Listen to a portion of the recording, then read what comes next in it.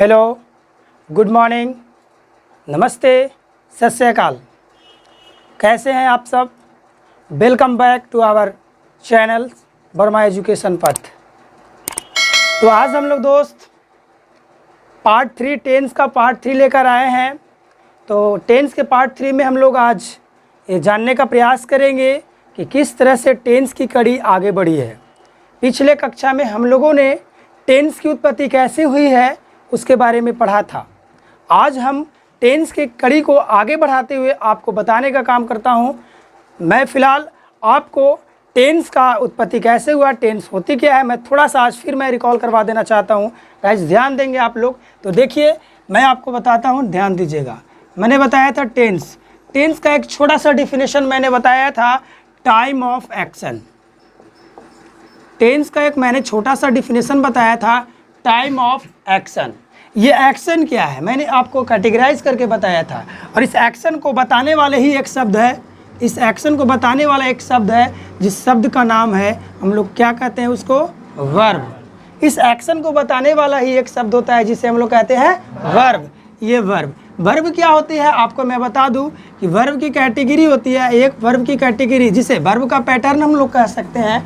तो वर्ब का पैटर्न होता है V1, कायदे से इसे हम लोग कहते हैं V2 और इसे कहते हैं हम लोग V3 और इसी V1 में हम लोग ing जोड़ते हैं तो मेरा वर्ब का चौथा पैटर्न तैयार होता है जिसे हम लोग कहते हैं V4।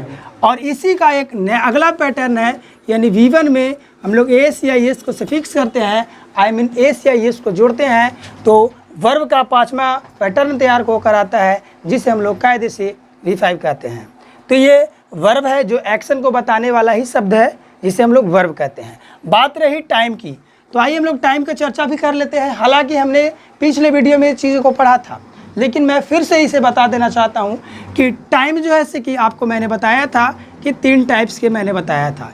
एक टाइम जिसको हम लोग कहते हैं क्या, प्रेजेंट। क्या जरा सा बोल के सुनाइएगा, प्रेजेंट। ये प्रेजेंट टाइम था। प्रेजेंट टाइम अपने आप में मैंने बताया था कि वैसा समय है जिसको हम लोग अभी क्या कर रहे होते हैं, एक्सपीरियंस। क्या करते हैं, एक्सपीरियंस। हमारा किया हुआ एक्सपीरियंस जो हमारा अनुभव भी है उसी को हम लोग क्या बोलते हैं, कायदे से प्रेजेंट टाइम। अब जरा सा मैं इसे पीछे जाने की कोशिश करता हूँ तो आगे आने वाले पीछे वाले जो टाइम हुआ जिसको हम लोग क्या कहते हैं, पास्ट। और इस पास्ट टाइम को हम लोग क्या कर सकते हैं, एक्सपीरियंस्ड। क्या कर सकते हैं, एक्सपीरियंस। एक्सपीरियंस कहने का मतलब कि जो मैंने अनुभव किया, पहले कर चुका हूँ, बीत गया समय। और आगे आने वाले जो टाइम होगा जिसका सिर्फ एजम्पशन किया जा सकता है, इसके बारे में हमको कोई जानकारी नहीं है, जिसे हम लोग कायदे से कहते हैं क्या, फ्यूचर। तो ना हम लोग फ्यूचर का एक्सपीरियंस किए हैं और ना कर चुके हैं या ना कर रहे हैं, इसलिए हम लोग इसे किसी तरह की कोई एक्सपीरियंस की वैल्यू नहीं देंगे। तो गाइज ये मैंने आपको यहाँ तक पिछले वीडियो में बताया था। अब मैं इस एक्शन को कैटेगराइज करने का बताता हूँ जो मैंने आपको बताया था। एक्शन की कैटेगराइज की अगर बात किया जाए तो इसका पहला कैटेगरी होता है जिसे हम लोग कायदे से क्या बोलते हैं, इंडेफिनिट। क्या बोलते हैं, इंडेफिनिट। जरा सा बोल के सुनाना, क्या बोलते हैं इसको, इंडेफिनिट। क्या बोलते हैं, इंडेफिनिट। इंडेफिनिट आपका एक्शन में हमेशा ऑलवेज टाइम इसमें प्रयोग किया जाता है वर्ब के पहला पैटर्न जिसे क्या कहते हैं, V1। इसी का प्रयोग किया जाता है वर्ब के दूसरा पैटर्न जिसे कहते हैं V2। और इसी में V1 में अगर एस या एस को हम लोग सफिक्स कर देते हैं तो उसको हम लोग कहते हैं V5। इंडेफिनिट एक्शन के साथ हमेशा हम लोग वर्ब के V1 पैटर्न, V2 पैटर्न या V5 पैटर्न को यूज़ करते हैं हमेशा, ऑलवेज टाइम। किसी भी इंडेफिनिट का हो, चाहे वो प्रेजेंट टाइम का इंडेफिनिट हो, पास्ट टाइम का हो या फ्यूचर का हो, हमेशा हम लोग ये 3 ही करते हैं। अब ये मत सोचना कि तीनों करेंगे, किसी एक का करेंगे, या तो V1 का करेंगे, या तो V2 का करेंगे, या V5 का करेंगे। Is that clear? नेक्स्ट होता है एक्शन का प्रकार जिसे हम लोग कहते हैं, क्या बोलते हैं, जरा सा बोल के सुनाना, कंटिन्यूअस। क्या बोलते हैं, कंटिन्यूअस। कंटिन्यूअस, इस कंटिन्यूअस में हमेशा हम लोग वर्ब के चौथे फॉर्म का इस्तेमाल करते हैं, चाहे वो किसी भी एक्शन, किसी भी टेंस का हो, V4। आप इसमें V4 का यूज़ कर सकते हैं, जिससे कायदे से हम लोग बनाते हैं V1 में ing को सफिक्स करने के बाद आपका तैयार होता है जिसे हम लोग कहते हैं V4। और इसी एक्शन का तीसरा कैटेगरी मैंने आपको बताया था जिसे कहते हैं परफेक्ट। क्या कहते हैं? परफेक्ट क्या होती है, सारी की सारी चीज़ मैंने पिछले वीडियो में बना दी हूँ। दोस्तों अगर अभी तक मेरे 1, 2 और पार्ट 2 का वीडियो नहीं देखे हैं तो पहले पार्ट 1 और पार्ट 2 का वीडियो देख ले, तभी आपको पार्ट 3 का वीडियो पूरी तरह से समझ में आएगी। तो चलिए, परफेक्ट जो होता है, इस परफेक्ट में हम लोग पूरी तरह से वर्ब का कौन सा पैटर्न का यूज करते हैं? वर्ब का तीसरा फॉर्म को हमेशा ऑलवेज टाइम हम लोग वर्ब के तीसरा फॉर्म के यूज करते हैं, चाहे परफेक्ट प्रेजेंट टाइम का हो, पास्ट टाइम का हो अथवा फ्यूचर टाइम का हो, हमेशा हम लोग इसका इस्तेमाल करते हैं V3 का। और एक अंत बचा एक्शन का टाइप जिसको हम लोग क्या कहते हैं? Perfect continuous. क्या बोलते हैं? Perfect continuous. दोस्त परफेक्ट कंटिन्यूअस क्या है? देखिए, एक मैं हेल्पिंग वर्ब इसके लेता हूँ बी का हेल्पिंग वर्ब लेकर अगर बात किया जाए तो बी का हेल्पिंग वर्ब का तीसरा फॉर्म होता है जिसे हम लोग कहते हैं क्या? विन। क्या कहते हैं? विन। और इस कंटिन्यूअस के लिए हम लोग किसका प्रयोग करते हैं, जरा सा देख के बताना? V4 का, यानी कि इसके साथ V4 आपका जुड़ जाएगा। तो कुल मिलाकर आपका जो तैयार हुआ इसका वर्ब का, तो हम लोग क्या कहेंगे? Been plus V4।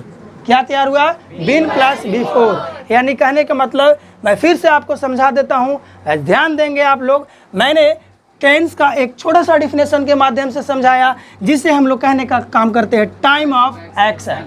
Time of action. Action की अगर बात किया जाए तो एक्शन के ही बताने वाले एक शब्द है जिसे कायदे से हम लोग क्या कहते हैं? वर्ब। और वर्ब की अगर पैटर्न की बात किया जाए तो इसका पहला पैटर्न होता है जिसे कहते हैं V1, दूसरा पैटर्न होता है जिसे कहते हैं V2 और तीसरा पैटर्न होता है जिसे V। और इसी V1 में हम लोग ING को जोड़ देते हैं तो आपका नया पैटर्न तैयार होता है जिसे कहते हैं V4। और इसका अगला पैटर्न जिसे V1 में ही हम लोग S प्लस AIS को संयुक्त कर देते हैं, जोड़ देते हैं, तो मेरा तैयार होता है जिसे कहते हैं V5। ये तो बात रही एक्शन की, वर्ब की। अब मैं बात किया टाइम की, तो मैंने आपको बताया था कि टाइम को 3 वर्गों में बांटने का प्रयास किया था हमने, और टाइम के 3 वर्गों में बांटा गया है। पहला जो होता है जिसको हम लोग कहते हैं प्रेजेंट टाइम। क्या बोलते हैं? Present time. प्रेजेंट टाइम को कायदे से हम लोग क्या कह सकते हैं? एक्सपीरियंस।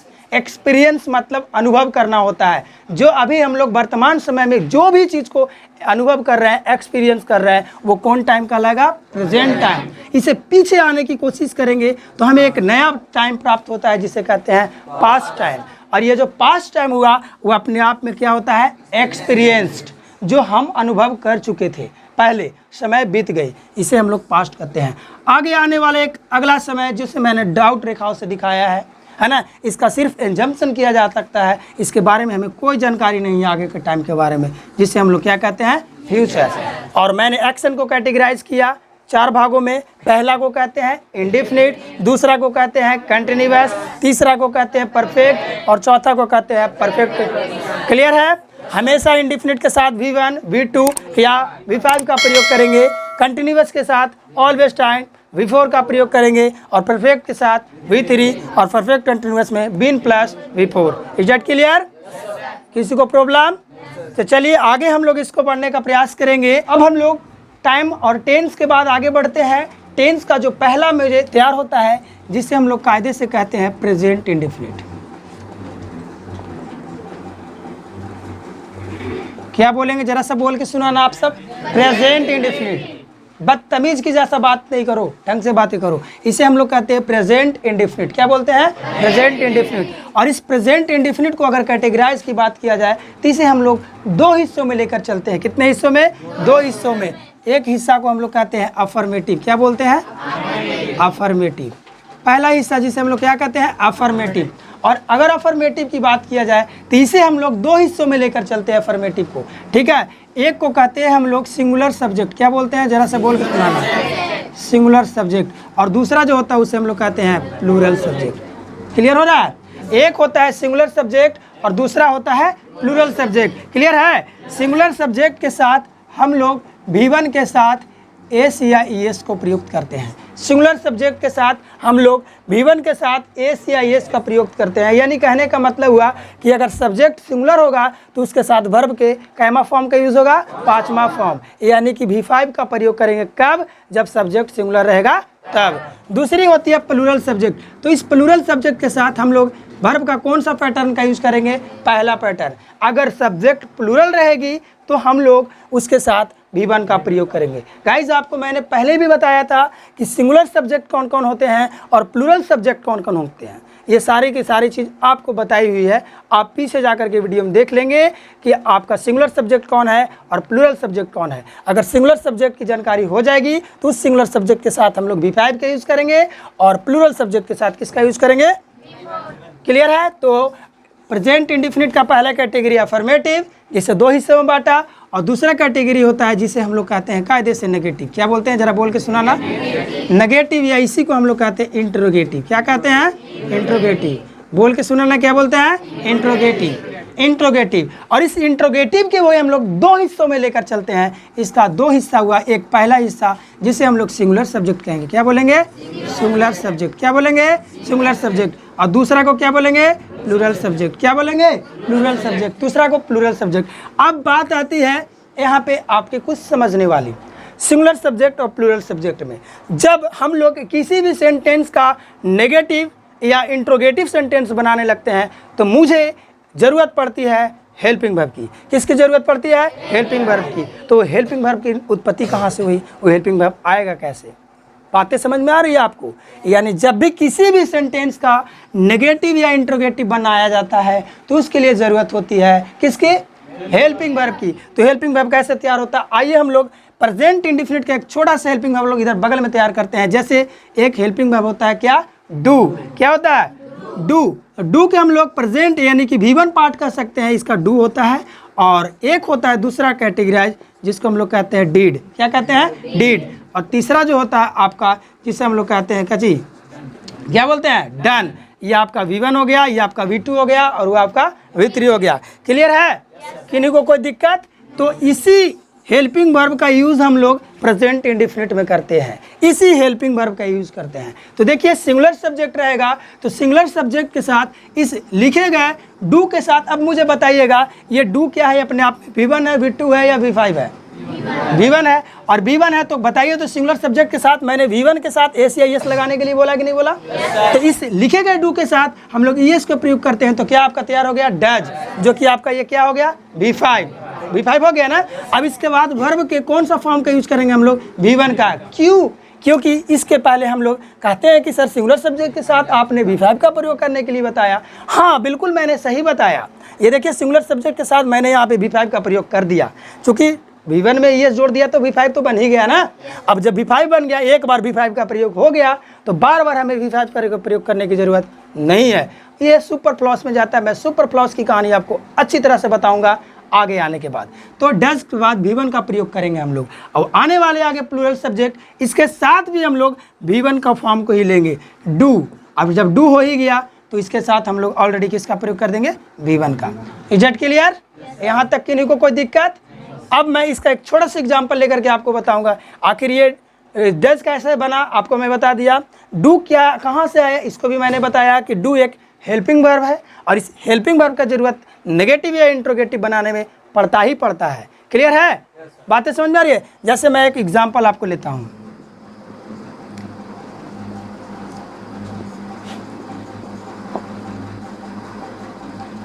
क्या लिखा मैंने, जरा सा ध्यान दीजिए।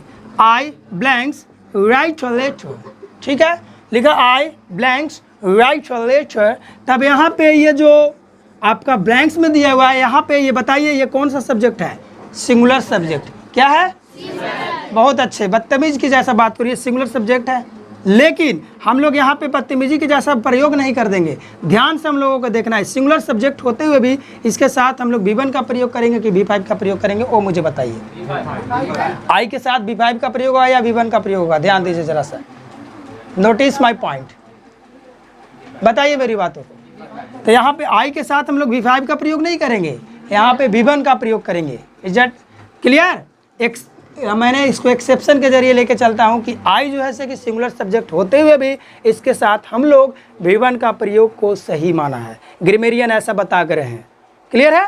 तो यहाँ पे हम लोग ये जो ब्रैकेट में दिया हुआ है राइट, तो इसका हम लोग सही प्रयोग करने लगेंगे। तो इसको क्या बनाएंगे? आई राइट अ लेटर। ये आपका अफर्मेटिव हुआ।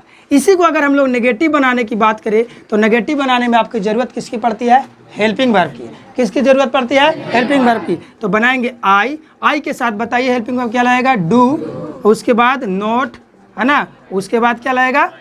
है राइट अ लेटर। आगे लिख दे I do not write a letter. Clear है?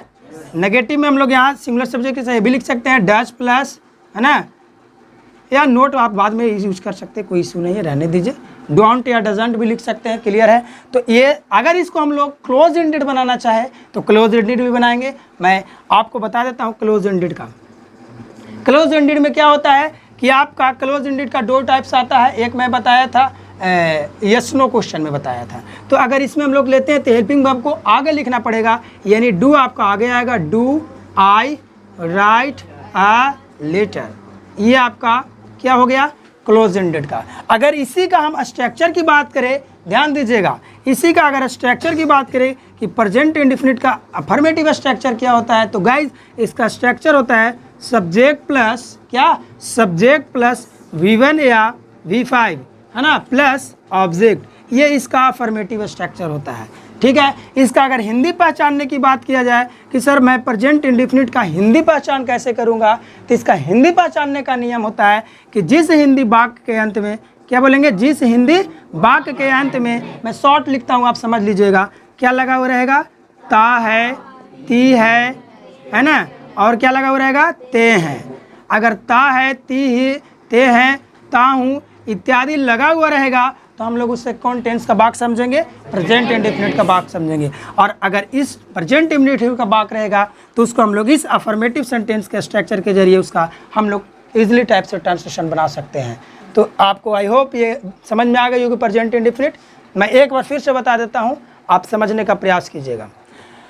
प्रेजेंट इंडेफिनिट, प्रेजेंट इंडेफिनिट कहने का मतलब क्या होता है मैंने पहले बता कर गया। इसका पहचानने का नियम क्या मैंने बताया कि जिस हिंदी वाक्य के अंत में ता है, ती है, ते है, ता हूँ एक्सेट्रा अगर लगा हुआ रहे तो वैसे सेंटेंस को हम लोग कौन सा टेंस में समझेंगे? प्रेजेंट इंडेफिनिट में। और जब इस टेंस में रहेगा प्रेजेंट इंडेफिनिट में तो इसका बनाने का स्ट्रक्चर क्या होता है? जरा सा बोल के सुनाइएगा।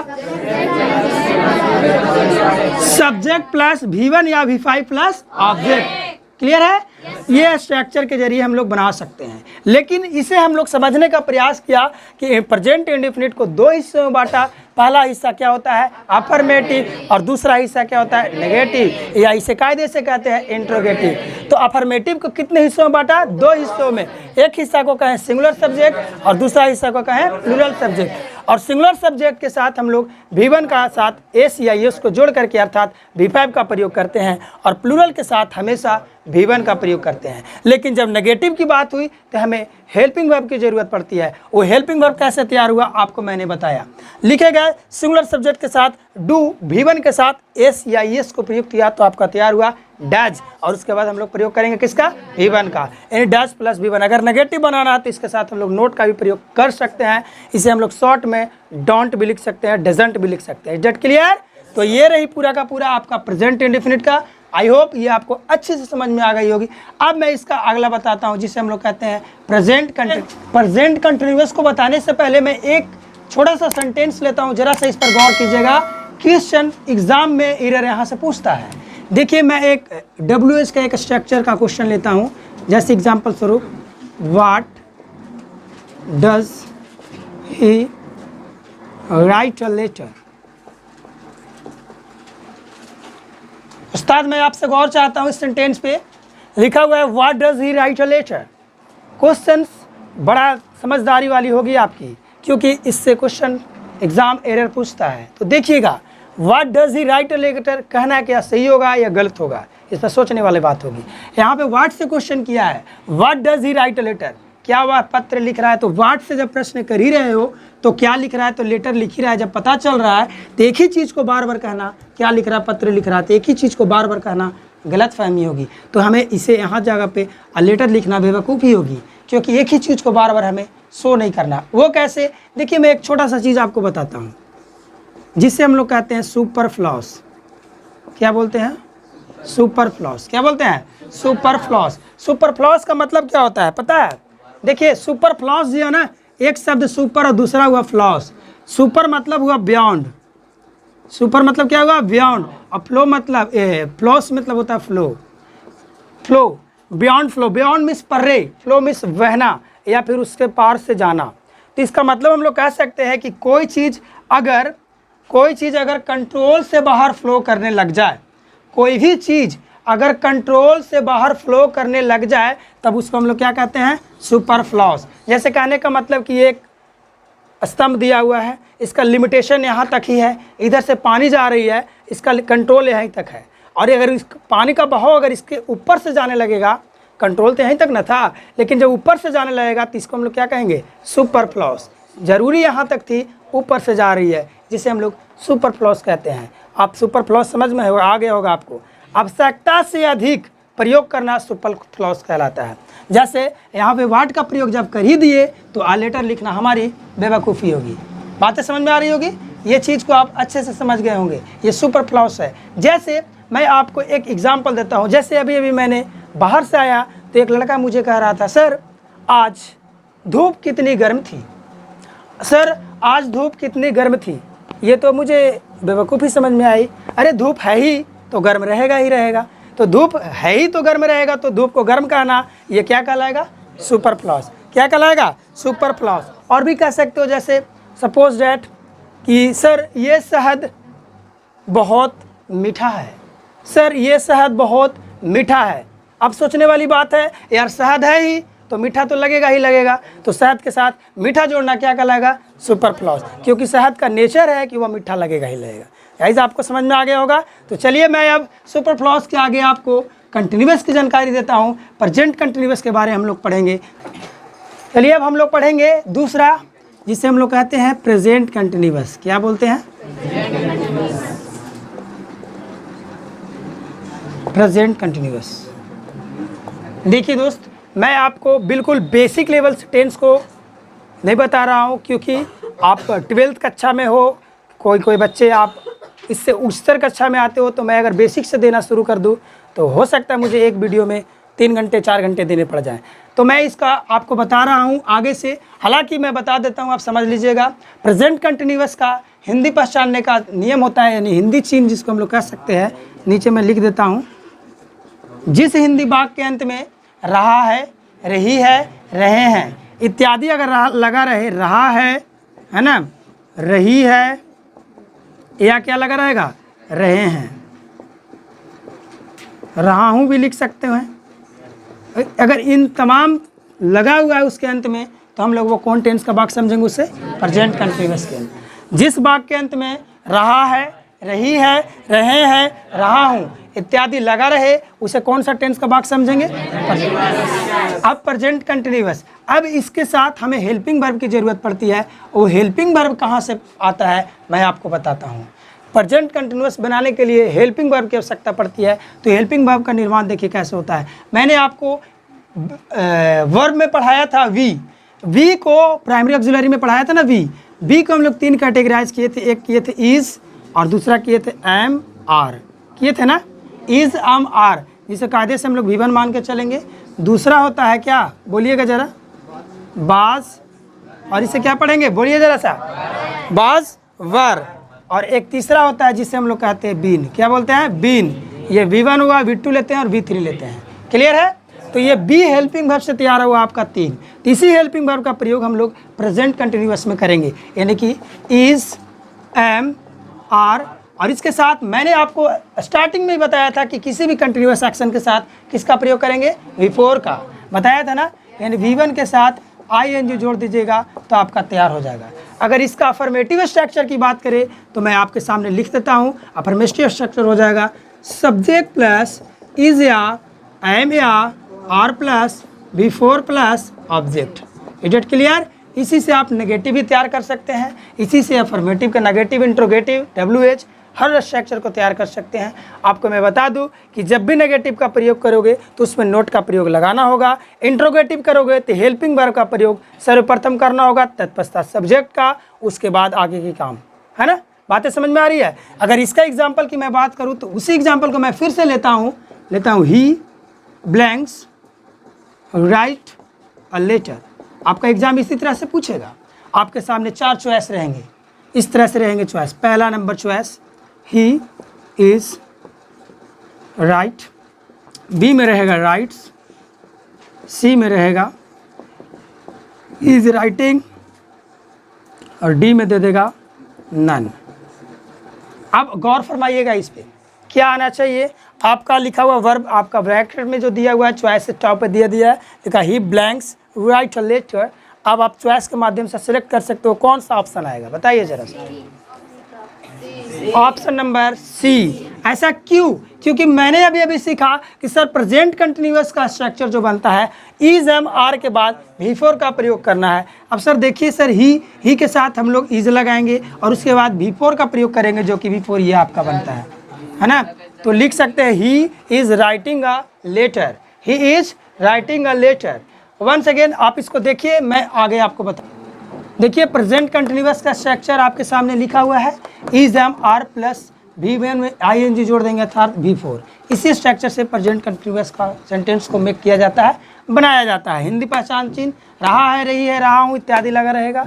आपका जो हेल्पिंग वर्ब तैयार हुआ ये कैसे तैयार हुआ, आपका बी हेल्पिंग वर्ब से तैयार हुआ इज एम आर बाजवर और बिन, और इसी इज एम आर को यहाँ पे मेंशन किया। मैंने एग्जाम के थ्रू देखा ही राइट लेटर, तो यहाँ पे ब्लैंक्स में क्या आएंगे आपके सामने 4 चॉइस दिए हुए हैं और इस चारों चॉइस के माध्यम से आप ऑप्शन को सिलेक्ट कर सकते हैं कि कौन सा ऑप्शन सही होगा। तो चलिए अब आगे हम लोग मूव करते हैं इसका है ना प्रेजेंट परफेक्ट टेंस को। तो चलिए इतना आप देखते रहिए, चाहे तो स्क्रीनशॉट ले सकते हैं, टेक योर टाइम प्लीज़। तो अब हम लोग तीसरा जानेंगे प्रेजेंट परफेक्ट। प्रेजेंट परफेक्ट क्या होता है? तो प्रेजेंट परफेक्ट का हिंदी पहचान चिन्ह आपके सामने लिखा हुआ है, देख सकते हैं। जिस वाक्य के अंत में या है, ये है, ये है, या रहेगा चुका है, चुकी है, चुके हैं। चूँकि परफेक्ट जो होता है वो ऐसा एक्शन को बोलते हैं जो अपने आप में कंप्लीट होता है, ऐसा एक्शन को बोलते हैं जो अपने आप में कंप्लीट होता है। जेट कंप्लीटेड एक्शन को हम लोग क्या कहते हैं? परफेक्ट। तो प्रेजेंट परफेक्ट का हिंदी पहचान चिन्ह यही होता है, आप देख सकते हैं। क्योंकि प्रेजेंट परफेक्ट यानी परफेक्ट का मतलब ही होता है कि ऐसा एक्शन जो अपने आप में कंप्लीट हो। मैं आपको पूरी तरह से बता चुका हूं कि इंडेफिनिट क्या होता है, कंटिन्यूअस क्या होता है, परफेक्ट क्या होता है, सारी की सारी चीज़ बता चुका हूं। तो इसका बनाने की ज़रूरत पड़ती है जब स्ट्रक्चर, तो स्ट्रक्चर बनाने के लिए हेल्पिंग वर्ब की आवश्यकता पड़ती है। किसकी आवश्यकता पड़ती है? हेल्पिंग वर्ब की। तो इसका हेल्पिंग वर्ब तैयार होता है इससे, देख सकते हैं। एक आपका वर्ब है जिसको हम लोग कहते हैं हैव, और हैव का ही पहला फॉर्म जिसे हम लोग कहते हैं हैव, है ना, और दूसरा होता है जिसको हम लोग कहते हैं हैड, V2 होता है, और तीसरा होता है उससे भी हम लोग कहते हैं हैड। लेकिन हैज की उत्पत्ति कहाँ से हुई? हैज आपको बाद में बताएंगे हम, लेकिन ये हैज, हैड, हैड, ये V1 हुआ, V2 हुआ, V3 हुआ। तो देखिए इसके बनाने के लिए आपको ज़रूरत पड़ती है हैज़ या हैव प्लस V3, यानी कि ये स्ट्रक्चर के थ्रू आप प्रेजेंट परफेक्ट को इजीली सोल्व कर सकते हो। अगर अफर्मेटिव स्ट्रक्चर की बात करें तो लिख सकते हैं इसी को बनाकर सब्जेक्ट प्लस हैज़ या have plus V3 plus object. Clear है?